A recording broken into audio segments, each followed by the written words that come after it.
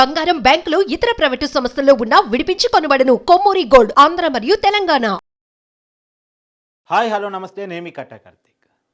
అమ్మాయి వలలో చిక్కుని ఇబ్బందులు పడ్డ అనేక వ్యక్తుల గురించి మనం గతంలో చర్చించాం. జాగ్రత్తగా ఉండాలని కూడా చెప్పాం. పరిస్థితులు మారిపోయాయి, అందరినీ నమ్మే పరిస్థితులు లేదు. ప్రేమ ఏదో, వ్యామోహం ఏదో, దాని చుట్టూ అల్లబోయే కథ ఏంటో కూడా తెలుసుకొని ముందుకు వెళ్ళాల్సిందే అనే విషయాలు చెప్పాం. సెలబ్రిటీ హీరోలు కూడా బాధితులుగా మిగిలిపోయారు. మీ కళ్ళ ముందు మేము చూపించాం.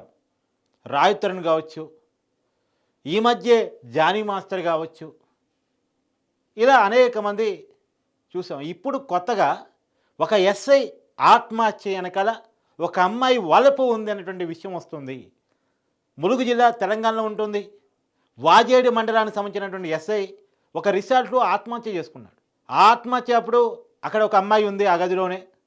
అప్పుడు ఏడుపులు పెడబబ్బులు, చనిపోయిన చోట బాధపడతారు కదా. ఇంతకీ అమ్మాయి ఎవరు అంటే ఈ పోలీస్ ఎస్ఐ తోటి ఎవరైతే ఆత్మహత్య చేసుకున్నారో ఆ ఎస్ఐ పెళ్లి చేసుకోబోతున్న వ్యక్తి అప్పటికి ఎంగేజ్మెంట్ కూడా అయ్యి ఉంది. గత నెల 14వ తారీఖున ఎంగేజ్మెంట్ అయిందంట. మరి ఎంగేజ్మెంట్ అనే అమ్మాయిని పక్కన పెట్టుకొని ఎందుకు ఈ ఎస్ఐ సూసైడ్ చేసుకున్నాడు అనేటువంటిది పెద్ద చర్చగా మారింది. మొదట్లో అనుకున్నారు ఏదైనా ఉన్నతాధికారుల వేధింపులు, పని ఒత్తిడి, పోలీసులకు సహజంగా ఉంటుంది కదా, అలాంటివి ఏవో చర్చించుకున్నారు. కానీ తర్వాత ఇన్వెస్టిగేషన్లో తేలింది ఏంటి అంటే ఎవరైతే ఆ గదిలో ఉన్న అమ్మాయి ఉన్నారో, అంటే ఆ ఎస్ఐ ఎంగేజ్మెంట్ చేసుకున్న అమ్మాయి ఎవరైతే ఉన్నారో ఆ అమ్మాయి బెదిరింపుల కారణంగానే ఆత్మహత్య చేసుకున్నాడు అనేది. ఆ అమ్మాయి గతంలో, ఆ అమ్మాయి సూర్యాపేట జిల్లాకు సంబంధించినటువంటి వ్యక్తి అంట. ఆ అమ్మాయి గతంలో 3 యువకుల్ని ప్రేమించి పెళ్ళి చేసుకొని అన్నారని చెప్పేసి వాళ్ళ మీద కేసులు కూడా పెట్టిందంట.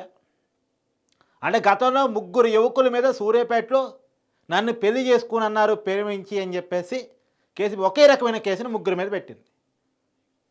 మహా గొప్ప హృదయరాలు కదా.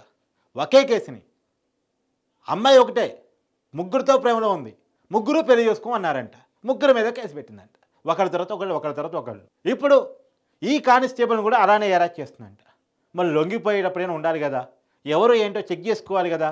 ప్రేమించే ముందు, రిలేషన్ పెట్టుకోబోయే ముందు నేను ఎవరితో రిలేషన్ పెట్టుకుంటున్నా అన్న విషయాన్ని గమనించకపోతే జీవితం ఆగమాగమవుతుంది అని చెప్పడానికి ఇది ఒక ఉదాహరణ. సహజంగా ఎవరికైనా ఏదైనా కష్టం వస్తే పోలీసులు అప్రోచ్ అవుతారు. కానీ పాపం ఇక్కడ పోలీసుడే సూసైడ్ చేసుకున్నాడు. కాబట్టి తెలివిగా లేకపోతే, తెలుసుకోకపోతే, ఎవరితో పడితే వాళ్ళతో రిలేషన్ పెట్టుకుంటే ఏమవుతుంది జీవితం అనడానికి ఈ ఎస్ఐ చావుకు ఉదాహరణ. అలానే 1 ఇయర్ క్రితం ఫోన్లో పరిచయం అయిందంట. పరిచయం కంప్లైంట్ మేరకు స్టేషన్కి వచ్చి తర్వాత ఫోన్లో అప్రోచ్ అయ్యి తర్వాత అది ప్రేమగా మారి తర్వాత రిలేషన్గా మారి ఆ రిలేషన్లో ఈ అమ్మాయి గురించి కొన్ని వాస్తవాలు తెలుసుకునేటువంటి ఎస్ఐ నేను పెళ్లి చేసుకోను, మా ఇంట్లో ఉన్న సంబంధాన్ని, అంటే మా ఇంట్లో వాళ్ళు చూసిన సంబంధాన్ని నేను చేసుకుంటానని చెప్తే, నువ్వు పెళ్లి చేసుకోకపోతే రోడ్డుకి ఈడుస్తాను, నీ ఉద్యోగం ఓడగొడతాను, నేను రోడ్డు మీద పడిచేస్తాను, నేను బ్యాడ్ చేస్తాను, నీ వల్ల నేను ప్రెగ్నెంట్ అయ్యాను అని చెప్పేసి రకరకాలుగా మాట్లాడి అతన్ని బెదిరించి ఎంగేజ్మెంట్ చేసుకొని, ఎంగేజ్మెంట్ అయిపోయిన తర్వాత ఇంకొన్న వాస్తవాలు కూడా ఆ ఎస్ఐకి తెలిస్తే ఎట్టి పరిస్థితుల్లో అమ్మాయి నుంచి తెగదెంపులు చేసుకోవాలని చెప్పేసి ప్రయత్నం చేస్తే, కాదు కూడదని చెప్పేసి అమ్మాయి బెదిరిస్తే ఇతను ఆత్మహత్య చేసుకున్నాడు అనేటువంటిది పోలీసు ఇన్వెస్టిగేషన్లో తేలుతున్నటువంటి అంశం. కానీ ఈ ఇష్యూలో ఆ ఎస్ఐ బలిపోవటం కాదు, ఆ కుటుంబం బలైపోయింది. ఎంత కష్టపడి ఉంటే ఇవాళ ఉద్యోగం, గవర్నమెంట్ ఉద్యోగం, పోలీసు ఉద్యోగం అంటే అంత ఈజీగా వస్తా, ఎన్ని సంవత్సరాలు తపసది, ఎంత సపోర్ట్ ఆ కుటుంబం ఆ వ్యక్తికి ఇచ్చి ఉండాలి. ఆ కుటుంబం ఎంత సపోర్ట్ ఇచ్చి చదివించగలిగితే అతను ఎస్ఐ ఉద్యోగం కొట్టుకొని ఉండాలి. ఎస్ఐ ఉద్యోగం వచ్చిన తర్వాత నా కొడుకు సెటిల్ అయ్యాడని, మమ్మల్ని బాగా చూసుకుంటాడని ఆ తల్లిదండ్రులు ఎంత ఓప్స్ పెట్టుకుని ఉండాలి. కేవలం ఒక అమ్మాయి కారణంగా ఇన్ని ఓప్స్ కొలాప్స్ అయిపోయాయి కదా. అతను ఉద్యోగ ధర్మం కొలాప్స్ అయిపోయింది కదా.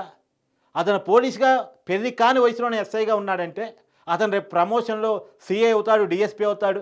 అంటే ఒక స్థాయి పోలీస్ అధికారి ఒక వలపు కారణంగా బలైపోయాడు. జాగ్రత్తగా ఉండాలి. సినిమా కెరియర్ కోల్పోయిన హీరోలు మన కళ్ళ ముందు కనపడుతున్నారు. జాతీయ అవార్డు అందుకోవాల్సినటువంటి కొరియోగ్రాఫర్ జాతీయ అవార్డు మిస్ కావటం మన కళ్ళ ముందు కనపడుతూ ఉంది. జాగ్రత్తగా లేకపోతే ఏం జరుగుతుందో ఇవన్నీ ఉదాహరణలు. ఎస్ఐ ఆత్మహత్య నుంచి మొదలు పెడితే జానీ మాస్టర్ రాయ్ తరుణ్ వరకు సామాన్యుడు లేడు, సెలబ్రిటీ లేదు. కాబట్టి జాగ్రత్తగా ఉండండి. నేను గతంలో కూడా చెప్పాను, రకరకాల స్కాములు జరుగుతున్నాయి, రకరకాల ప్రేమలు జరుగుతున్నాయి. హనీ ట్రాప్ పెద్ద ఎత్తున జరుగుతుంది. ఇప్పుడు కొత్తగా ఫోన్ చేస్తారు, మీకు సినిమాకి వెళ్ళాలనుందా, తోడుగా గర్ల్ ఫ్రెండ్ కావాలా, పబ్కి వెళ్ళాలని ఉందా, తోడుగా గర్ల్ ఫ్రెండ్ కావాలా, మేము సప్లై చేస్తామని ఫోన్ చేస్తారు.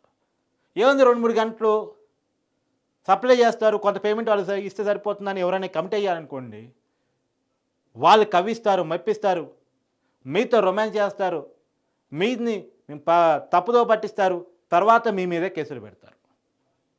ఈ కల్చర్ బాగా నడుస్తుంది. ఈ కల్చర్కి పునాదులు పడుతూ ఉన్నాయి.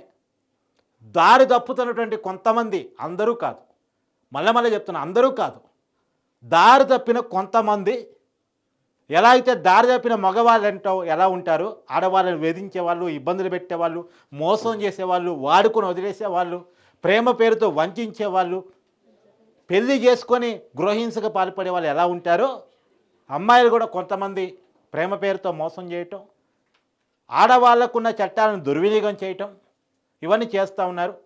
ఈ అన్నిట్లో భాగంగానే ఈ ఎస్ఐ ఆత్మహత్య చేసుకున్నాడు అని తెలుస్తూ ఉంది. ఏది ఏమైనా ఒక ప్రేమ ఒక జీవితాన్ని ముగించింది, ఒక కుటుంబం యొక్క ఆశల్ని అడియాసరి చేసింది.